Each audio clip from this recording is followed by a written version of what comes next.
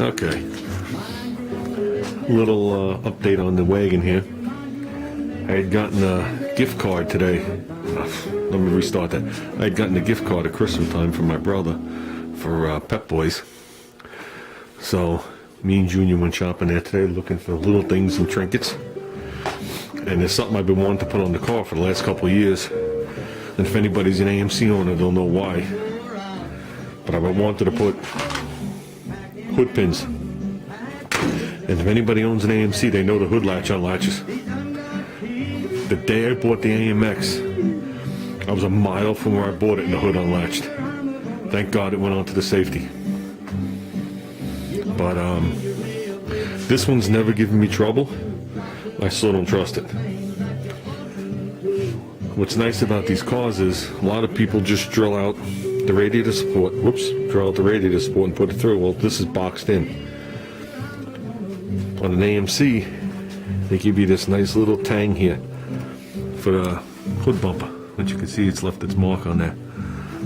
So what we do is we pop this off, we enlarge the hole, we put the pin, okay, and we'll get like a small spring, and you like tool dip it black, and you trim it to what's needed. So when you close the hood, there's actually a little bit, you push down a hair bit against the spring and you put your pin in. So then when it comes back up and touches the pin, the fender's flush. And that's your adjustment.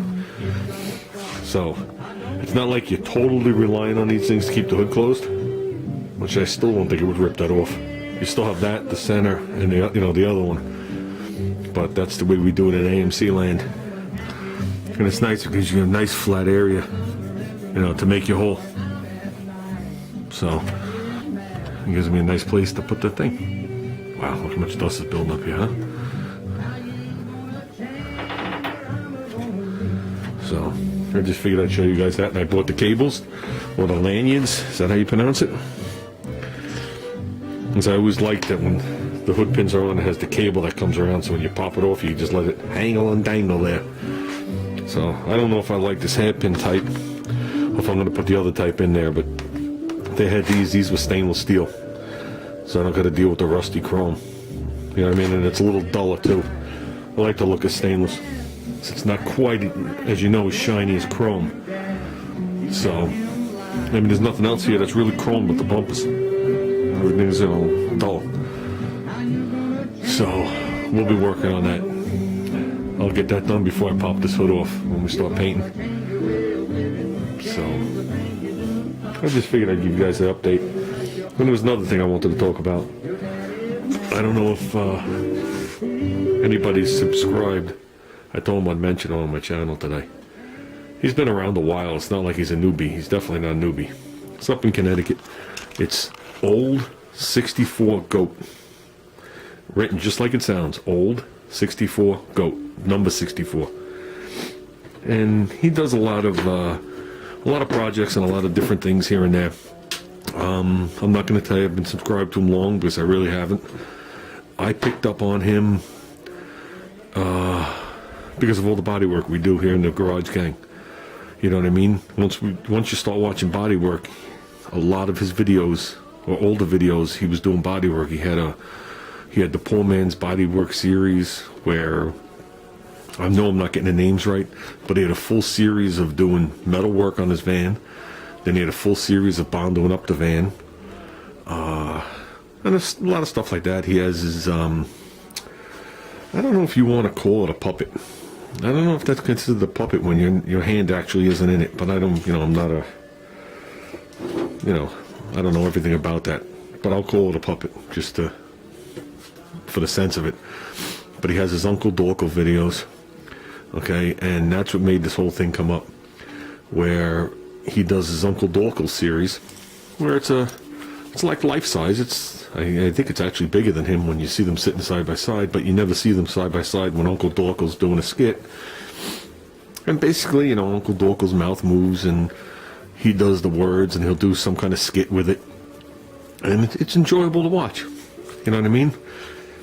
Makes you forget your day. And he started getting bad comments. And he's been doing it for a little while, and he started getting the bad comments, and I think it started to affect him. Because when you do something like that, I mean, he actually built Uncle Dorkle, He writes the skits and does the skits. You know, and it's not even a matter of them being good, bad, or indifferent. It's the fact that, you know, it's not like he's reading it out of a playbook. You know what I mean? And he was starting to get some negative comments. Some people were telling him he was creepy and all sorts of weird stuff. So he was to the point where he thought maybe he should stop doing the Uncle Dorkle. Boy, this all sounds familiar, don't it, guys? A couple of negative comments, and we don't want to do body work anymore. A couple negative comments, I don't want to swing a motor no more. You know what I mean? And not the video that he just posted, but the one before that, he actually read a negative comment that someone wrote to him, saying that the thing was creepy and all this other stuff. I won't say what it was. And he wanted to know what everybody thought.